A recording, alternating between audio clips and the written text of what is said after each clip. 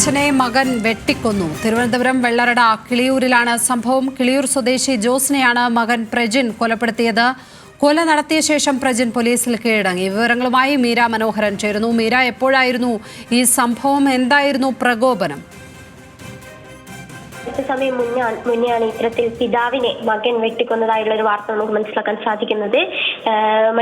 കൊല്ലപ്പെട്ടത് കിളിയൂർ സ്വദേശി ജോസ് ആണ്. 70 വയസ്സായിരുന്നു.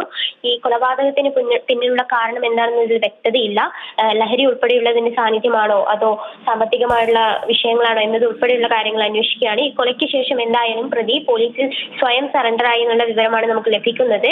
പ്രജിനാണ്. ഇദ്ദേഹം ഒരു മെഡിക്കൽ വിദ്യാർത്ഥിയാണെന്നാണ് മനസ്സിലാക്കാൻ സാധിക്കുന്നത്. കൊലപാതകത്തിന് ശേഷം സ്വയം പ്രതി പോലീസിന്റെ പക്കൽ എത്തുകയായിരുന്നു. ഇതിന് പിന്നിലുള്ള പ്രകോപനം എന്തെന്ന് ഉൾപ്പെടെയുള്ള കാര്യങ്ങൾക്കായി പ്രാഥമികമായ ചോദ്യം ചെയ്യൽ ഉൾപ്പെടെ നടക്കുന്നതായാണ് നമുക്ക് മനസ്സിലാക്കാൻ സാധിക്കുന്നത്. ലക്ഷ്മി.